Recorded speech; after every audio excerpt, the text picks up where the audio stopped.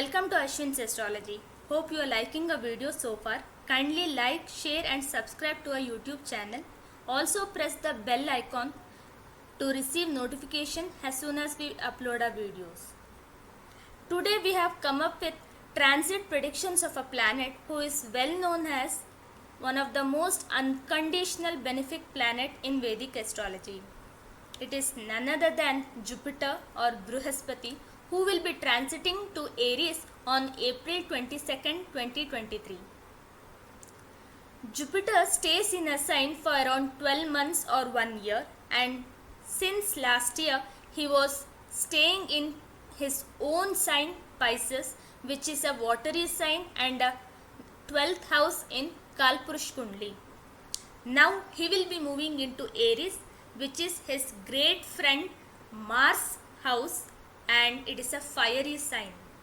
From a dual sign he will be moving to a movable sign. Every planet who transits from a watery sign to a fiery sign has to go through Gandant. That would be the time period for the last 3 degree 20 minutes of watery sign to first 3 degree 20 minutes of fiery sign. Currently Jupiter is in Gandant and also combust due to Sun's presence in 10-11 degree away from him. Jupiter is not a normal planet. He is one of the most auspicious planet, and he being the planet of wisdom and knowledge entering into a sign which represents passion, enthusiasm, energy and ambitions can yield great results for the world. Let's try to see what Jupiter is bringing to all of us. There is a concept in Vedic astrology, Moorti Nirnaya, based on natal moon's position, and moon's transit over a rashi from natal moon during a planet's transit will determine what kind of results it can shower.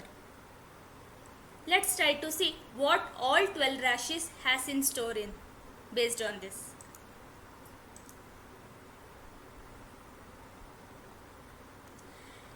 As you can see in the screen, we have listed all the 12 signs and the kind of Moorti and the nature of results. For Mesha Rashi, for Kanya Rashi and for Makara Rashi, the transit would be happening in 2nd house, 9th house and 5th house. That is, moon would be transiting in Vrishabha Rashi or Taurus Rashi on the day at the time Jupiter moves to Aries. Hence, based on this, the Moorti would be decided. And for Mesha Rashi, Kanya Rashi and Makara Rashi, it is Rajata Moorti, and the results are favorable. For Vrishabha Rashi, who will have the moon transit on its head itself, it will be extremely favorable.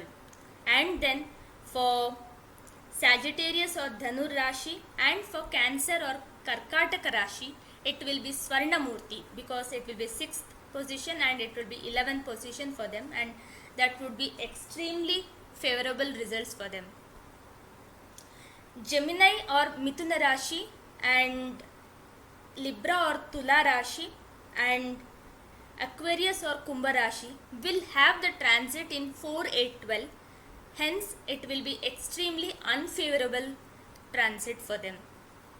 For Simha Rashi or Leo and for Vrishchik Rashi or Scorpio and for Pisces or Meen Rashi, it will be Tamra Moorti and the results would be average. Jupiter transits over Aries on April 22nd, 2023 at early hours of 5:14. And this is how the Kundli looks like at that time period. I have presented both North Indian and South Indian format for the convenience of our viewers. We can see at that time period it would be Meen or Pisces Lagna. Jupiter, as soon as he moves to Aries, he joins exalted Sun, Rahu and retrograde Mercury. Moon would have just moved to Taurus, his exalted sign, and he is posited with dispositor Venus itself. By seeing sun and moon's position itself, we can determine the tithi, and having exalted sun and exalted moon is very clear to note that Jupiter transit happens on Akshaya Tritiya, that is on Vaishakha Shukla Tritiya, and that day would be still a Friday because sunrise happens at around 5:59 am. So this is a very auspicious time. Next, Mars would be transiting in Gemini in Aridra Nakshatra, and Ketu is in Swati Nakshatra, Libra Rashi. Then Saturn is in Shatvisha Nakshatra in his own sign or Mula Trikon.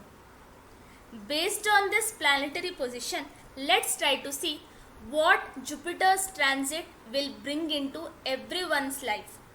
This prediction would be mainly based on moon rashi or the natal moon.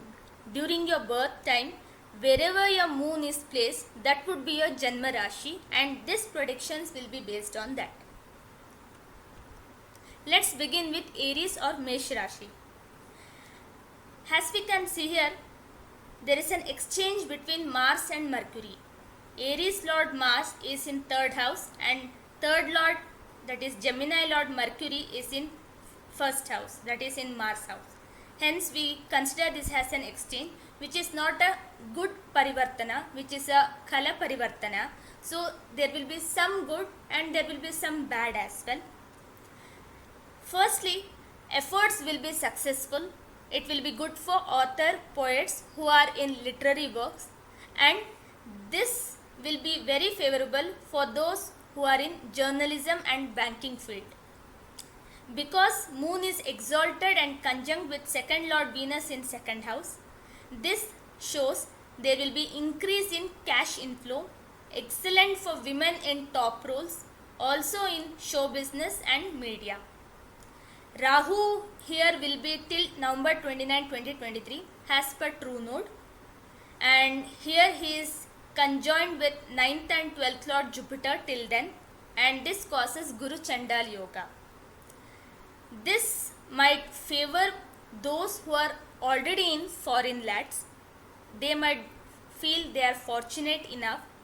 However, for other natives, this could bring in many challenges in life or certain situations in life which could raise a lot of questions and create confusions among themselves to take a simple decision as well. 9th Lord Jupiter in the Janma Rashi will give rise to higher education, spiritual pursuit, long distance journey, and there will be huge inflow of wisdom and also good dreams, because Jupiter is also with Mercury who is retrograde there. Because 10th and 11th Lord Saturn is aspecting the Janma Rashi, there would be some promotions or change in job which can be expected. 3 planets are aspecting Ketu here in 7th house. So, if native of Mesha Rashi are unmarried, it is advised to not get married until Ketu moves out of Libra Rashi. Relationships may suffer. If they are already married, then separation or divorce are on cards. Only after Ketu moves out, all these marital and relationship issues may resolve, and there will be Vivaha Yoga and Padaprapti Yoga as well. Because 7th house we see for Padaprapti, and Jupiter aspect on 7th house will give both as well. Some social status and standing in society as well. And also 7th house is the 10th house from the 10th, so it is good for both marital life as well as for career. We do consider double transit here as well, because whenever a Saturn and Jupiter through its special aspect the same house, it will be considered as double transit. And Jupiter and Saturn being outer planets and a gigantic kind of planets who can shower abundant results, their effects would be definitely measured in a larger quantity.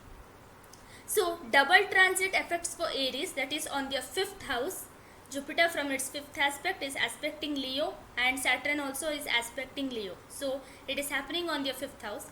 Fifth house represents Santan, yeah, children. So there will be birth of child if they are expecting a child. And for students, it will be success in higher education. And for others, it would be a new start of a romantic affairs, or they may meet their soulmate. Next, continuing to Taurus or Vrishabha Rashi. It has exalted moon and Janma Rashi Lord Venus in it, Swarashi. Hence, this is an excellent period for women born in Taurus moon Rashi. Especially those who are literature artists or who are into literary works, and for any kind of artist, painting, singing, dance or any kind of artworks, they will prosper. 2 and 12 exchange is there. Second Lord Mercury is in 12th house and 12th Lord Mars is in second house. So there will be loss of accumulated money, and they may spend more money on food, and problems to throat, especially for vocalists, for singers. And 7th Lord Mars is in second house, so there will be family disharmony as well. 12th house is loaded with so many planets and also is having aspect of Saturn, who is the Yoga Karaka. So this will be favorable for those who have already been employed and are expecting a foreign travel, because it's a 10 and 12 connection. And if they are expecting to shift and relocate to a foreign location, this is a very good time period as well, because Saturn is aspecting the 4th house as well. 5th Lord, that is Mercury, is retrograde in 12th house. So there will be some loss in investments, setbacks in education, and there will be some miscommunication in romantic affairs. 4, 5 and 8th Lord are aspecting 6th house.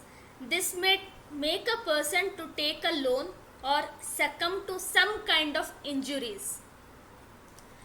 4th Lord is exalted in 12th house, so definitely there will be a change in residence or location, and they might have to stay away from their mother, and health issues will pop up, especially related to respiration, heart, nerves, eyes and stomach. This should be taken care. Double transit effect for Taurus or Vrishabha Rashi is they might be able to purchase or renovate their house, or they might buy a new house or a flat or a vehicle as well. Next, moving on to Mithun Rashi, it's 1 and 11 exchange. So some gains in real estate investments. 4th Lord in 11th house, so they will get good amount of friends, but some setbacks in business because of affliction here. There will be some health issues to mother. Mercury in 11th house, so Mars is also aspecting that 4th house, so there will be health issues to mother, especially related to heart or stomach. Aspect on 5th house, that is Mars and also all these 4 planets on Libra. So education could be pursued in abroad, probably new affairs with different culture or community because of Ketu Rahu axis in same 511, and there could be some miscarriage or loss of child who are expecting their due date. 6th Lord, that is Mars, he is in the Janma Rashi, so there will be some kind of health issues to the children due to fever or pneumonia and or some difficult to diagnose kind of diseases. 3rd Lord in 11th house conjuncting with Rahu, this will give problems related to ears and throat.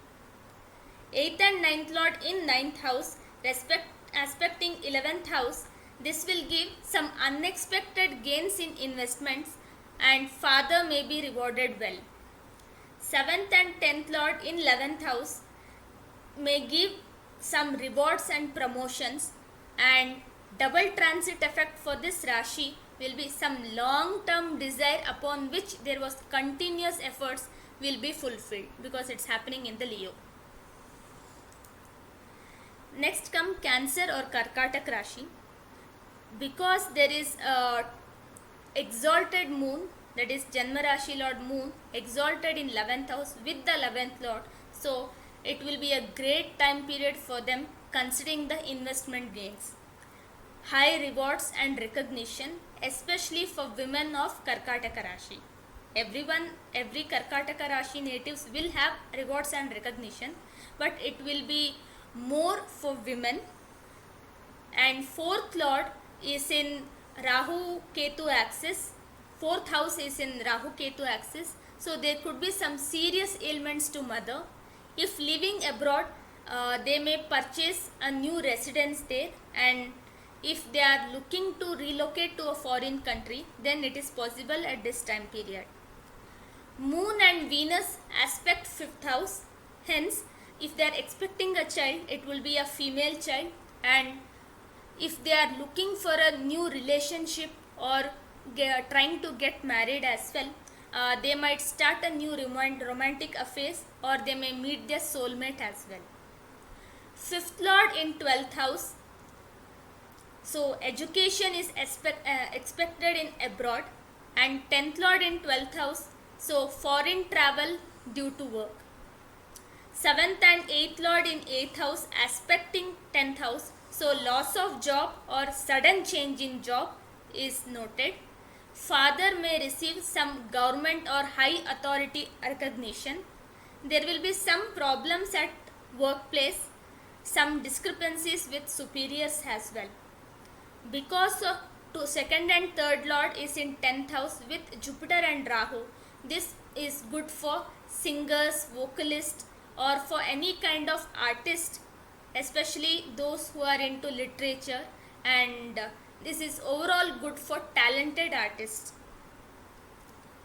Double transit effect for this Rashi, which is on 2nd house, would be there will be huge increase in accumulated money, and they can expect some big auspicious event at family. We'll continue with the transit predictions in next video. Until then, thank you.